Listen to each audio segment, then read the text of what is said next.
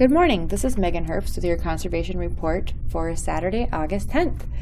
And there's only about 1 month of summer left. It's kind of hard to believe that summer is almost over, but I know I certainly want to soak up whatever is left of it, so I'm not even going to look ahead to fall yet. I just want to focus on this 1 month of summer that we've got going on. And I want to talk a little bit about aquatic invasive species in Minnesota and also in Stearns County. The Minnesota Department of Natural Resources has kind of a three-step process to helping to prevent the spread of aquatic invasive species, and they want you to remember to clean, drain, and dispose. So the 3 steps are: number 1, to clean all visible aquatic plants, zebra mussels, and other prohibited invasive species from watercraft, trailers, and water-related equipment before leaving any water access or shoreland.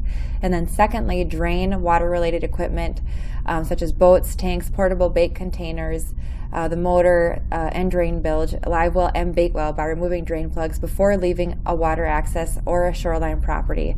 And then also to keep drain plugs out and water draining devices open while transporting watercraft. And then thirdly, dispose of unwanted bait, including minnows, leeches, and worms in the trash. It is illegal to release bait into a water body or release aquatic animals from one water body to another. And if you want to keep your bait, you must refill the bait container with bottled or tap water. So know the law. You may not transport watercraft without removing the drain plug, and if you may not arrive at a lake access with the drain plug in place. You may not transport aquatic plants, zebra mussels, or other prohibited species on any roadway. You may not launch a watercraft with prohibited species attached, and you may not transport water from Minnesota lakes or rivers. They really want you to also spray, rinse, and dry. So some invasive species are small and difficult to see at a lake access. So to remove or kill them, take 1 or more of the following precautions before moving to another water body. So especially after leaving zebra mussel waters and spiny water flea infested waters, you should spray with a high pressure water. Also rinse with very hot water and then dry for at least 5 days. So they also recommend to run the motor and personal watercraft for a few seconds to discharge water before leaving a water access. And then transport fish on ice and be prepared, so bring a cooler with. And then there's also risk of spreading aquatic invasive species by other water recreation. In Minnesota, we like our water. We like lakes and rivers. We spend a lot of time recreating on them. We're, using personal watercraft. We're sailing. We're scuba diving. We're duck hunting, shore and fly fishing, those types of things. Those activities can also spread aquatic invasive species. So just take extra precautions when you're engaging in those activities as well. And then aquatic invasive species are present in Stearns County.